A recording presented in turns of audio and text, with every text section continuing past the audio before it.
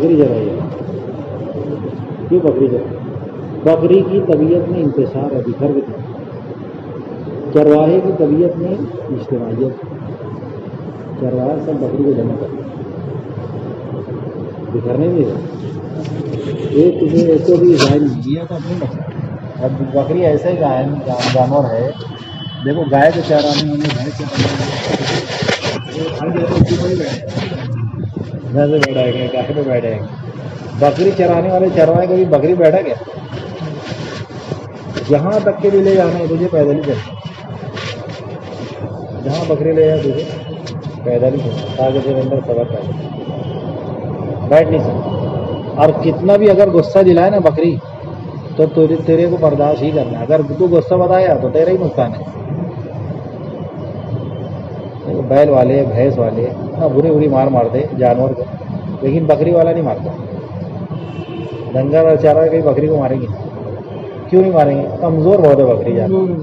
اگر ایک جم کے مار دیے تو وہی مر جائے گی. تو یہ تیرا ہی نقصان. جا غصہ بتا تو ہی بھگت تیرا ہی بھانڈول کا.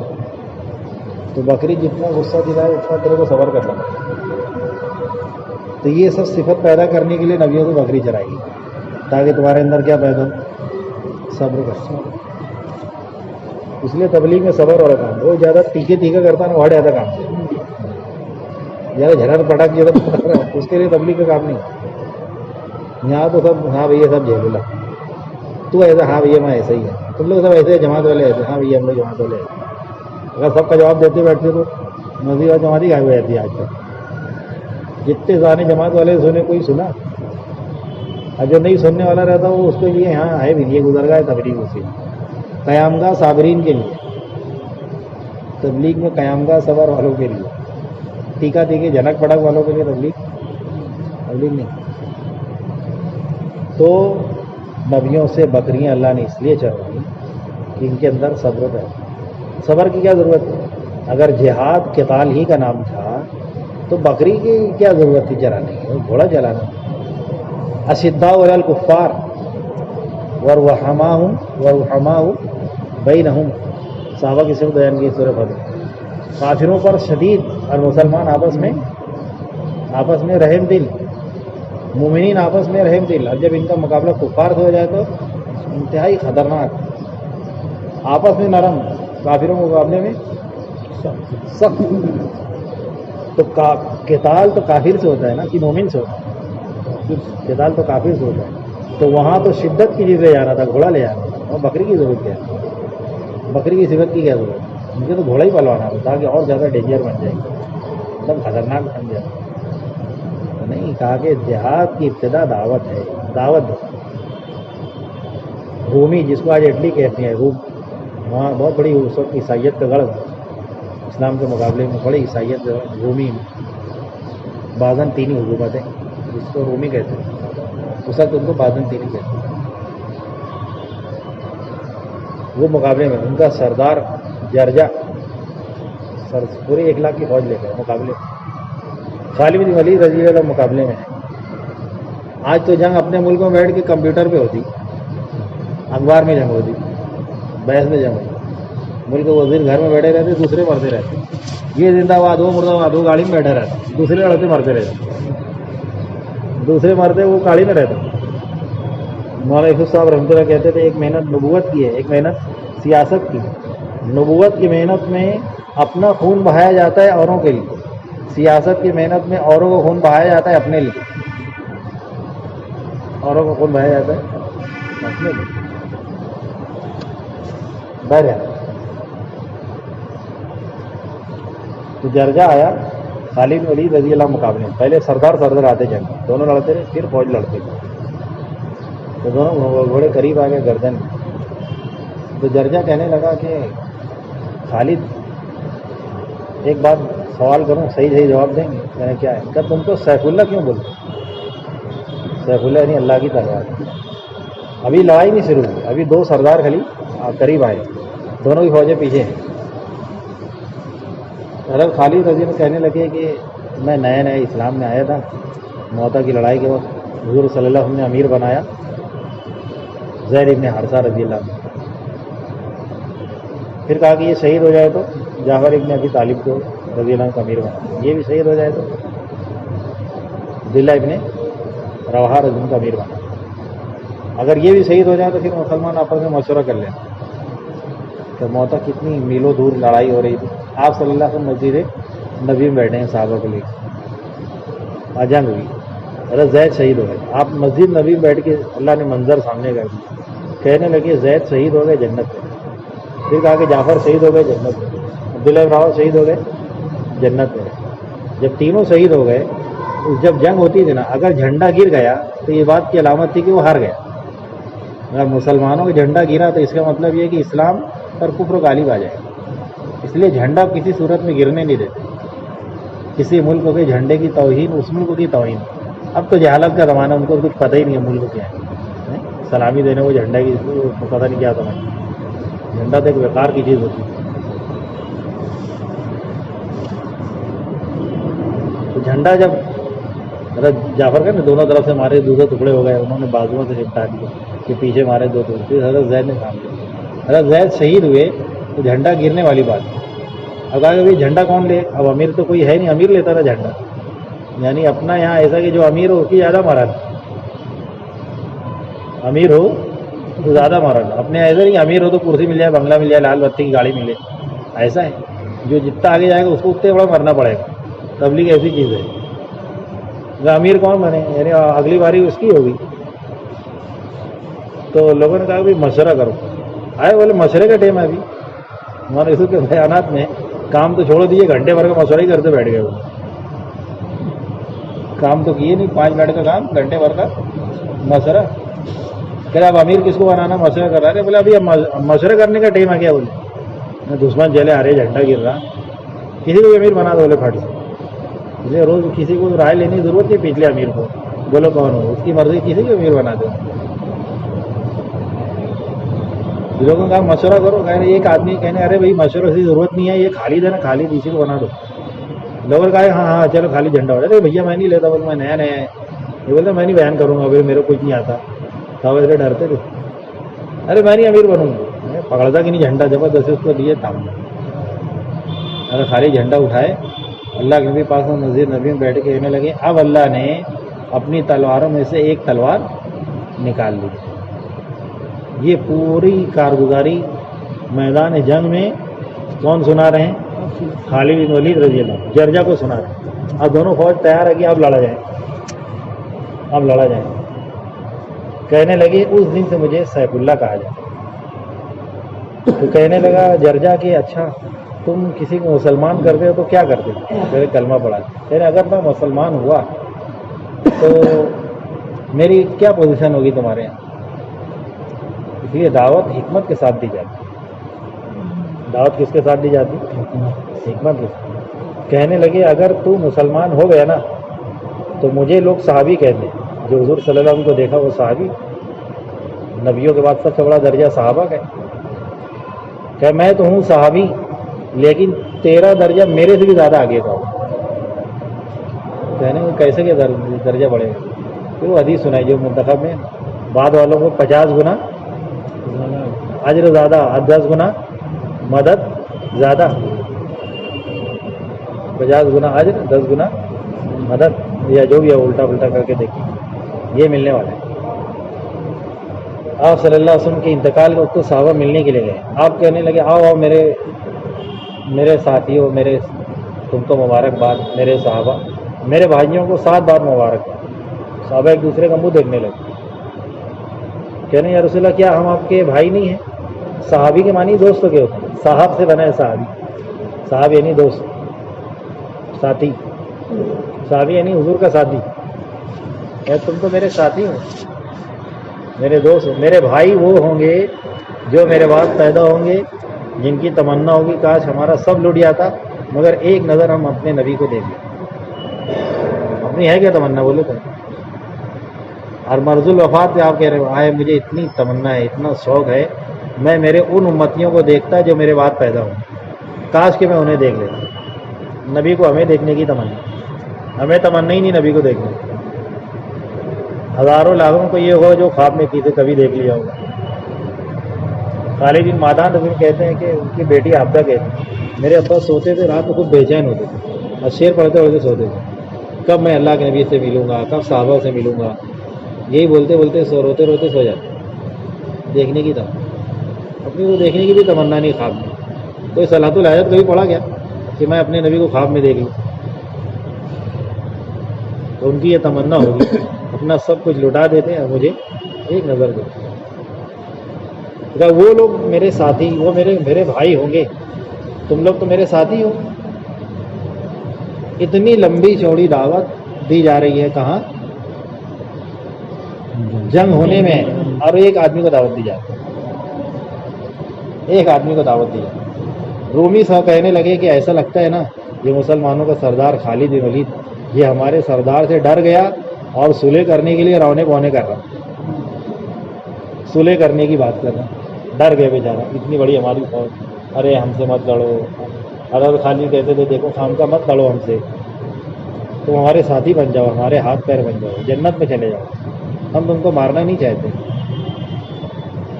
امام اعظم رحمۃ اللہ کہتے ہیں میدان جہاد میں دعوت دینا مستحب ہے، دعوت دینے کے لیے صبر کی ضرورت ہے، قتال کرنے کے لیے جوش کی ضرورت ہے۔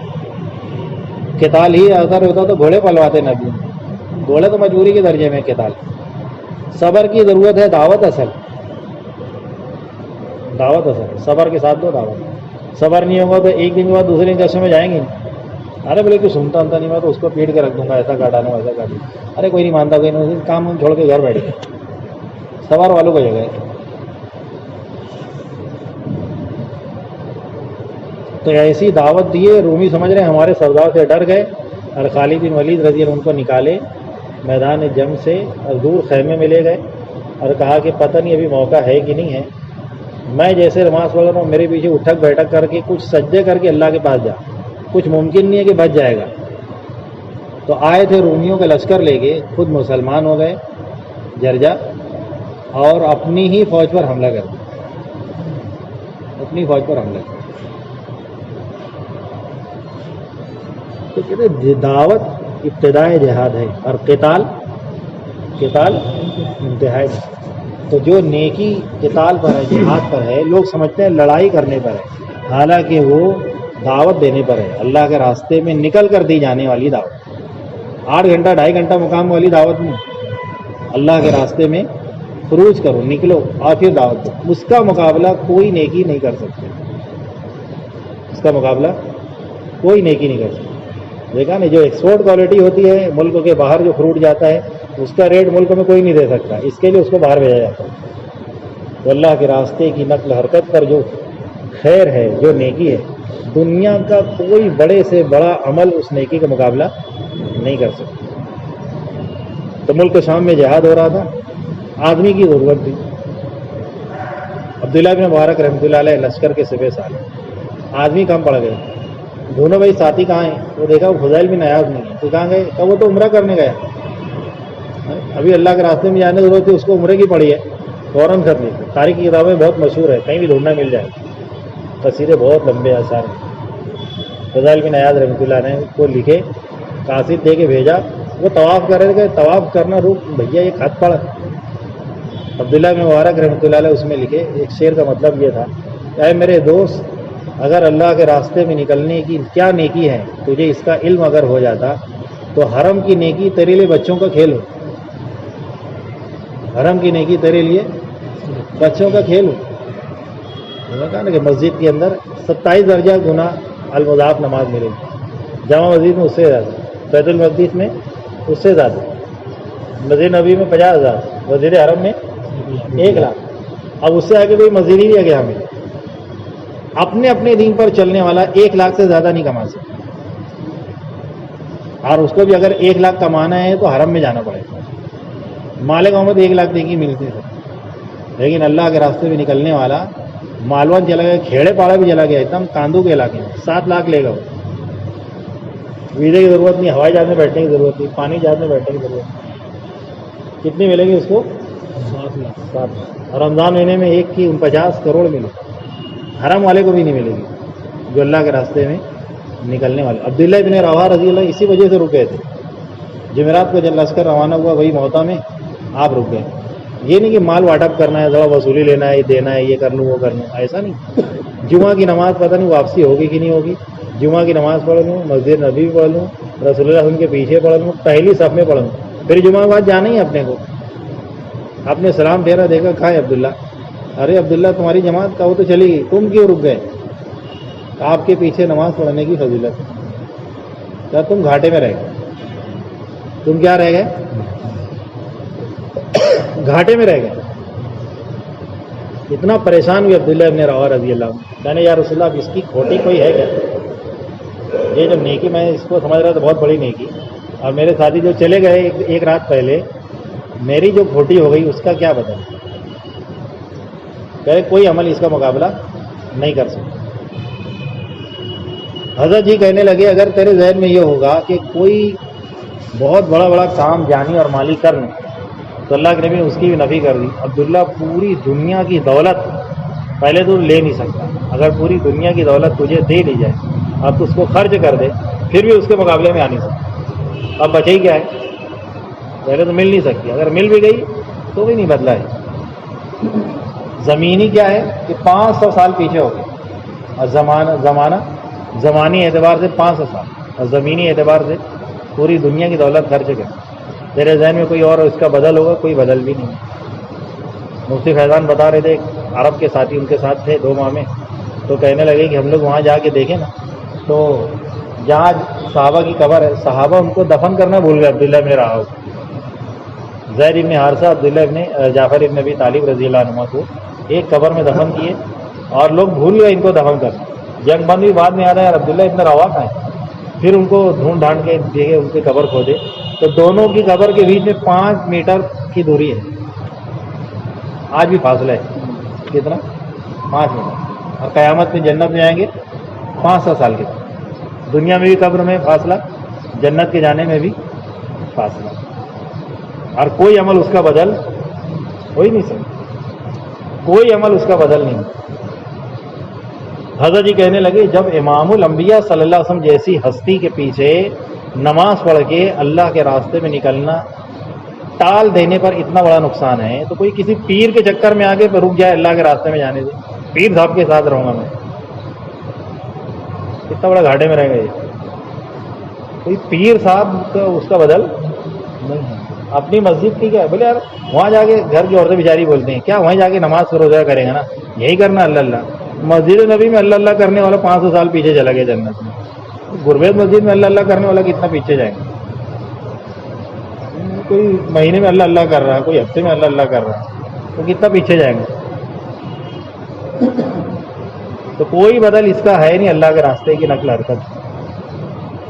جیسے ایکسپورٹ کوالٹی کا ریٹ ملک میں کوئی نہیں دے سکتا، دنیا میں کوئی نیکی کسی عمل، کوئی بڑے سے بڑا عمل اللہ کے راستے کی نقل حرکت کا بدل ہرگز نہیں ہو سکتا. بس آخری بات سنو، حضرت جی بڑی اچھی مثال دی. اگر کوئی کہے کہ فلاں بادشاہ فقیر سے افضل ہے تو اس میں کون سا افضل ہوا یہ بادشاہ تو ایسی فقیر سے افضل ہوتا. بولے بادشاہ فقیر سے بہتر ہے تو بادشاہ تو ایسی بہتر ہے. بادشاہ کی فضیلت اور مرتبہ اور مقام بہت بھاری ہے. یہ اس وقت ہوگا جب اس کے مقابلے میں کوئی اور بادشاہ کو لے کر تو پھر پتہ چلے ہاں مغل نجاسی سے بھاری ہیں یا کسرا قیصر سے بھاری ہے. کوئی بادشاہ کے مقابلے بادشاہ نہ تو پتہ چلے کہ یہ بادشاہ اس بادشاہ سے بھاری. نیکی کے مقابلے میں دنیا کی تو حیثیت ہی کوئی نہیں ہے. نیکی کے مقابلے میں دنیا تو گری پڑی چیز ہے. دنیا سے کیا مقابلہ ہو سکتا ہے؟ نیکی کا دنیا اللہ کے راستے میں نکلنا، دنیا سے کیا مقابلہ ہو سکتا ہے؟ اللہ کے راستے میں نکلنے کا مقابلہ نیکی سے کرو تو بڑی سے بڑی نیکی اس کے مقابلے میں ہیچ ہو جائے گی. بڑی سے بڑی سب سے بہتر عمل حجر اسود کے سامنے کھڑا رہو.